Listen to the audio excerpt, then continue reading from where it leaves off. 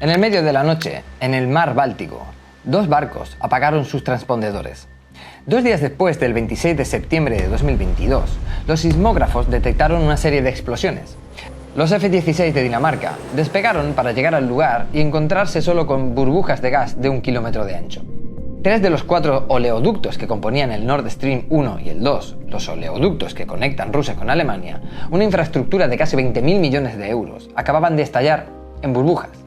Esto, sin embargo, no fue un incidente aislado. En los últimos años ha habido múltiples ataques contra la infraestructura crítica de Europa, a solo unos pocos kilómetros de sus costas. Unas semanas después de las explosiones del Nord Stream, se cortó este cable de internet que conectaba las islas Shetland con el resto del Reino Unido. Y también este otro cable en el sur de Francia, provocando caídas del tráfico en África y en gran parte de Asia. Pero, ¿por qué se están produciendo estos ataques? ¿Hay algo que Europa pueda hacer para proteger sus infraestructuras críticas? Para responder a esa pregunta, primero debemos entender por qué Europa depende tanto del mar. Europa es el continente más interconectado del planeta. La mitad del comercio de la Unión Europea se realiza por mar y ha llegado a alcanzar a veces hasta el 85%. Si lo miramos en términos de volumen, eso hace que los mares de Europa estén entre los más activos del mundo. Además, 250 de los 400 cables submarinos de Internet que conectan el mundo pasan por Europa, lo que representa casi el 95% del tráfico mundial de Internet. Pero eso representa una mínima parte de todas las actividades de la Unión Europea en el mar. Los gaseoductos marinos llevan gas natural a través del Mediterráneo y desde el Mar del Norte hasta los centros industriales de Europa, lo que representa casi una cuarta parte de todo su suministro. Los cables eléctricos submarinos conectan los países alrededor del Mar del Norte. Unen Italia con los Balcanes y Ankara y Grecia con Creta y Chipre. A medida que Europa aumenta su apuesta por las energías renovables, estas conexiones tienen un papel crucial para la estabilización de su red eléctrica. Es decir, permiten a los países equilibrar su consumo y su producción de electricidad entre sí. Pero esto es solo el inicio. Los mares de Europa están a punto de volverse muchísimo más activos como resultado de la política energética y el desarrollo tecnológico. Como parte de su impulso por tener más energías renovables, Europa, que ya tiene el mayor potencial eólico marino del mundo, quiere multiplicar por 10 la producción eólica marina, hasta conseguir un abastecimiento del 30% de su consumo total de electricidad. Y tras la invasión de Ucrania, que ha provocado el corte de una gran parte del suministro del gas ruso a Europa, Noruega y Chipre quieren aumentar la producción de gas natural en los próximos años. Entonces, la idea es esta. Europa está apostando fuerte por el mar. Pero todos estos desarrollos y excesivo optimismo traen también debilidades y limbos legales en pleno océano. Entonces, ¿por qué se está produciendo estos ataques y por qué solo ahora? La primera razón es el enorme agujero en la legislación que regula quién es el dueño del mar. La Convención de las Naciones Unidas sobre el Derecho del Mar, que distingue entre 3 áreas: las aguas territoriales, la zona económica exclusiva, también conocida como ZEE, y las aguas internacionales. En este vídeo nos centraremos en los 2 primeros, porque básicamente cubren casi todos los océanos que rodean Europa. Es donde la mayoría de los ataques tienen lugar. En las aguas territoriales que van desde la costa hasta las 12 millas náuticas, o los 18 kilómetros, proteger la infraestructura crítica es una responsabilidad nacional. Pero en la zona económica exclusiva, que llega hasta las 200 millas náuticas, la ley y la responsabilidad de quién tiene que proteger los bienes allí se vuelve un poco más confusa. De hecho, no queda claro si es la empresa que ha invertido o el país el que debe hacerse cargo de las tareas de seguridad. Estos ataques generalmente se incluyen en la categoría de ataques híbridos, que suponen una dificultad para encontrar a los culpables claros o comprobables. Y eso significa que la respuesta internacional de la OTAN y la Unión Europea suele ser más complicada. De hecho, el artículo 5 de la OTAN ni la cláusula de defensa mutua de la Unión Europea pueden ser invocadas como herramientas de defensa si no se puede probar quién hizo estallar el oleoducto. Y además, el oleoducto se encuentra en un área gris legalmente hablando.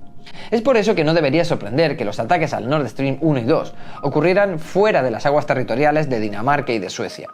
Y la razón de esto es que la ley del mar fue diseñada en primer lugar para proteger la pesca, que es un asunto completamente diferente de la infraestructura que está fijada en un lugar y que suele ser muchísimo más valiosa. Durante décadas este problema ha pasado desapercibido por la sencilla razón de que no había casi nada que proteger. De hecho, la energía eólica marina ha existido desde la década de los 90. y solo ahora se está construyendo más y más en el mar.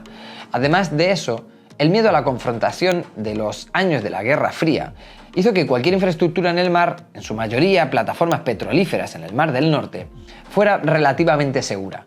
Pero ahora que el mundo está en el inicio de un crecimiento económico todavía por explorar, esta misma infraestructura se está volviendo cada vez más crítica para la vida diaria y para la seguridad de los ciudadanos, por ende. Al mismo tiempo, el avance tecnológico en el campo de los drones está facilitando cualquier tipo de ataque. Ucrania ha demostrado cómo un país sin una fuerza naval puede golpear infraestructuras críticas e incluso buques de guerra. La combinación de armas asequibles y de abundantes objetivos está dando lugar a un nuevo tipo de guerra donde los barcos enormes ya no son suficientes para proteger las costas de la nación y en todo caso se están convirtiendo en blancos fáciles en sí mismos. Este vacío de seguridad está abriendo la puerta a una era dorada del sabotaje. Y este es un agujero que está siendo explotado obviamente por Rusia, que rodea la infraestructura europea con sus submarinos y drones, que pueden ser desplegados desde la base de Kaliningrado en el mar Báltico hasta el océano Ártico, y hasta que llegó la invasión de Ucrania, también hasta el Mar Negro, y con sus submarinos hasta Irlanda y el sur de Francia.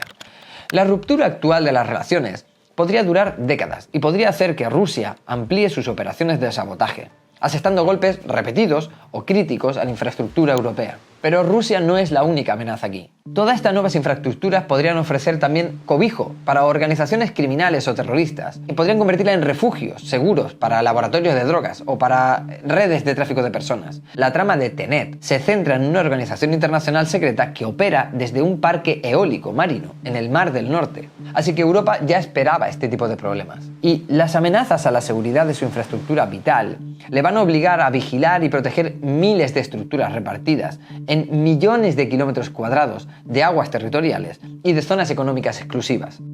Esta responsabilidad recae ahora en los guardacostas de las diferentes naciones, con fondos insuficientes, y que se dedican más a rescatar nadadores borrachos que a proteger infraestructuras críticas. Por supuesto, los países europeos también podrían desplegar sus armadas para patrullar los mares, pero tener buques en el mar solo para observar un par de turbinas eólicas es caro y no representa una solución a largo plazo.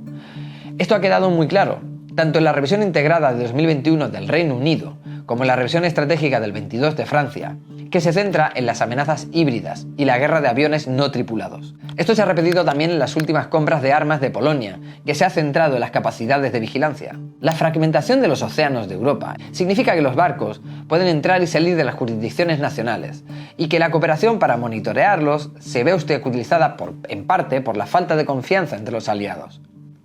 En el caso de la explosión del Nord Stream 2, Suecia, Dinamarca y Alemania se negaron rotundamente a cooperar en sus respectivas investigaciones por temor a filtraciones de seguridad. Sin embargo, se necesita una fuerza colectiva y cooperación, y para los países europeos eso significa volverse hacia la Unión Europea o a la OTAN, las dos organizaciones internacionales que unen a los europeos. La Unión Europea, el Reino Unido y Noruega ya están impulsando activamente la creación de una colaboración en alta mar. Y al tratarse principalmente de un asunto militar y de seguridad, el enfoque para resolver este problema se ha centrado en gran medida en la OTAN, la alianza militar que ya sirve como punto de coordinación y que puede ayudar a los países europeos a hacer el mejor uso posible de sus nuevos arsenales militares.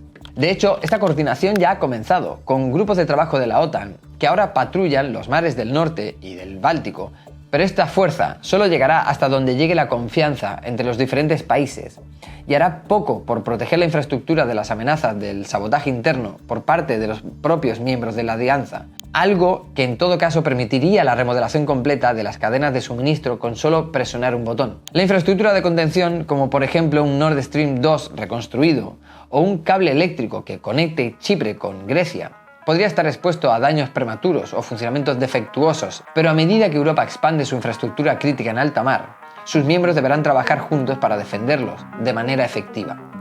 Algo necesario al estar privados de recursos naturales y que podrían todavía privarlo más si les cortan la conexión con el resto del mundo.